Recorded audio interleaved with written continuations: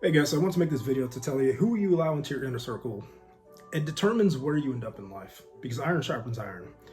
And remember, if your circle is weak, unfaithful, or broken, they're going to drag you down with them. Now today, I'm going to break down 5 dangerous types of men that you should never surround yourself with. And I've made this mistake many times in my past. I'm in my 40s now. I think I've learned my lesson. My circle is very small because these men aren't just a bad influence, they're poison. And if you don't cut them off, they're going to infect your mindset, your goals, and even your legacy. The first one is a man who lets his wife walk all over him. And I've been this man before in the past. And there's a lot of people that didn't want to hang out with me, and I didn't understand why. I thought, hey, I'm a good guy. Like, what the hell's so wrong with me? But if a man allows his wife to disrespect him, to control him, or belittle him, he's not truly leading his household. Now, listen, if you're talking, about being a tyrant or mistreating your woman, then that's wrong. That's not what I'm talking about. A lot of these feminist types, right, they'll try and point that at me, but no, look, that's not what I'm saying at all. I'm just saying that a real man leads with respect, with loyalty, and with strength. So when I see a man that's constantly being run down by his wife, complaining, venting, and he's looking for sympathy, I'm like, man, like, you're starting to become toxic to me. And it's toxic because eventually that rubs off, right? He normalizes weakness. So he'll come to you crying, he'll dump his problems on you, and he'll ask for advice that he'll never ever follow. You can give this man advice and he'll still keep being the same way that he is. And sooner or later, you start to absorb that energy because a weak man at home will weaken your inner circle, period. Secondly is the man who maybe he's not married, but he also can't attract a woman, right? I don't want a close friend who is single, not by choice, but because he can't get a woman. That's a huge red flag. And unfortunately, I've been friends with those kind of guys too. Me personally, I've never been that guy, but I have had friends that have been that guy. A man who struggles to attract a woman has deeper issues, man. Like their confidence, their ambition, and even their basic respect for themselves. They don't really take care of themselves the way they should. I don't want those kind of people around me. If those issues always show up in relationships, they're going to show up in other areas of life as well.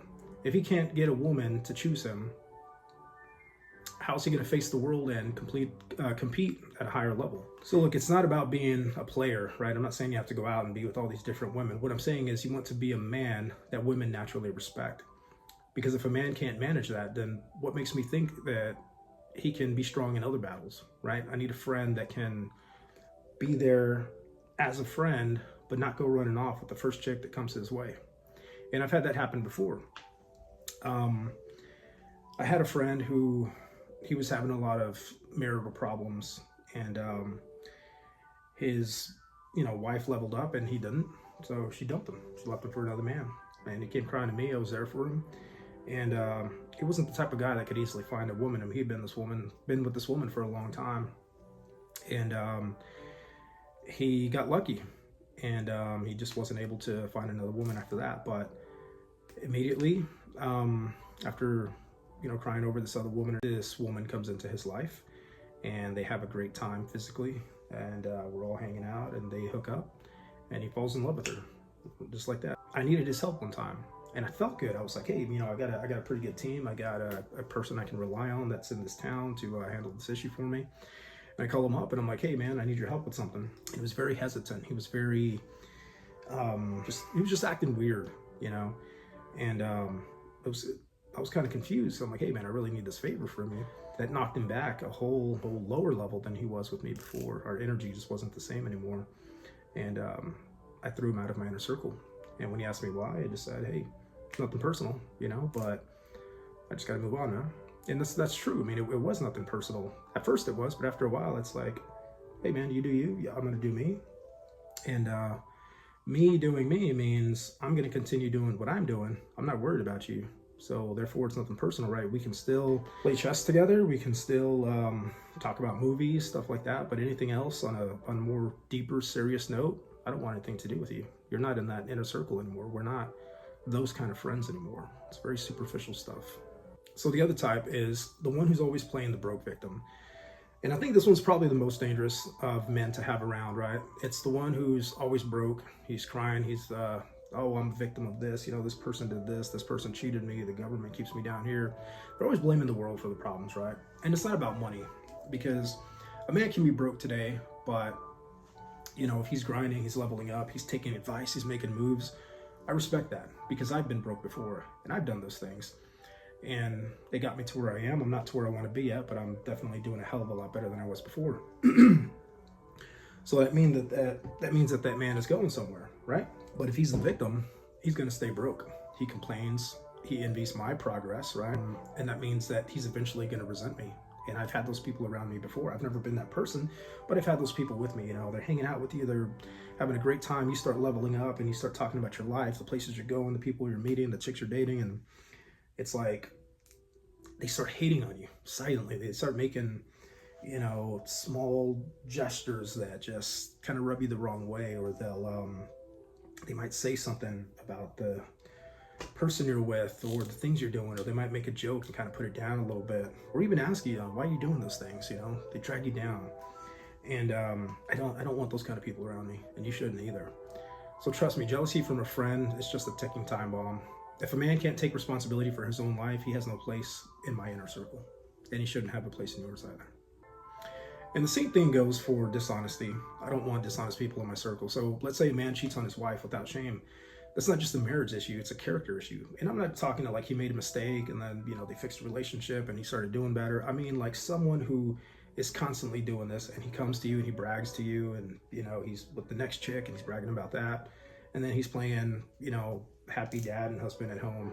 And I've had people like that in my circle when I was in the Army. And it was very new to me. I've never known people like that. But when I started hanging around these kind of people, I'm like, man, these are some really disturbing people to be with. You know, when I would see how they act and the things that they would do in private, and then they would brag about it, you know, when we were together, and they would just come to our group and they would start talking about, oh, I did this and I did that, and I was with this chick and blah, blah, blah. And then they turn around, they go back home, and they're happy, loving dad like nothing happened.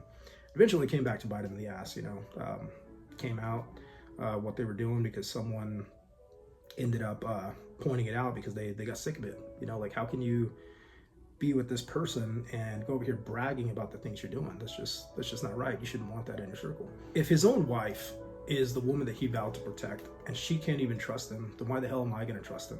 I don't want that around me. If he can betray her, then he can betray me. And loyalty matters. It matters greatly. So a man who breaks his sacred vows with ease is a man with dishonor. Honor is a non-negotiable trait in my circle. You have to be an honorable person.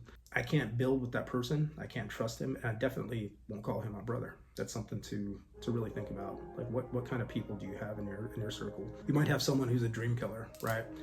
So that's the guy that laughs at your goals. You might talk about these big dreams you have, and he laughs and he's like, man, that's stupid, man. Like, why the hell would you ever want to do that? Or he tells you, hey man, let's be a little more realistic. Like, that's crazy. Why the hell do you want to do that? And he throws a lot of doubt into the conversation, telling you how difficult it's going to be, and he starts talking negatively.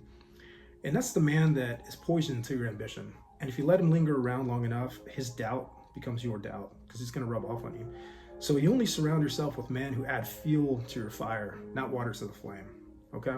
Protect your inner circle and protect your future. The men you call friends are the men that shape your mindset. They shape your habits, your energy, and your legacy. So don't be afraid to cut ties. Don't be afraid to stand alone for a season, because the wrong company will cost you more than your loneliness ever will.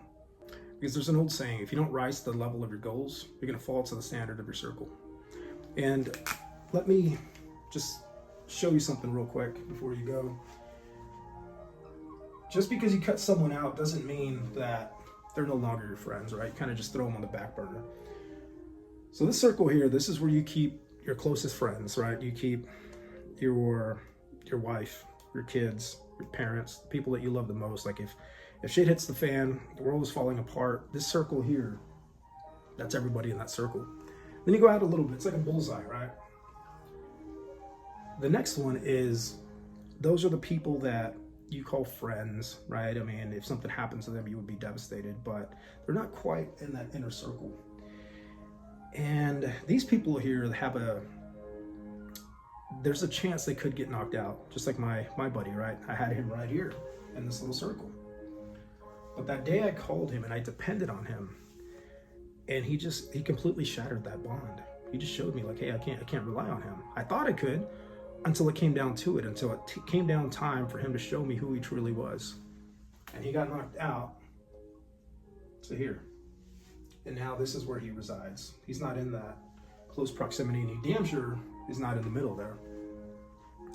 And then of course there's the last one, which is the acquaintance, right? This is the outer side here. And that one's littered with people at work. You know, you walk in, good morning, hey, how was your weekend? How are your kids doing? You have the basic conversations, but outside work, you don't have anything to do with them, right? But they're great people at work, they're good people to talk to. Maybe the postman or the person at the grocery store, stuff like that, you know. And then anything outside of that is just complete strangers, you know, people that you want nothing to do with, or that you just don't know. So just keep that in mind, keep those people out of your life, and choose wisely.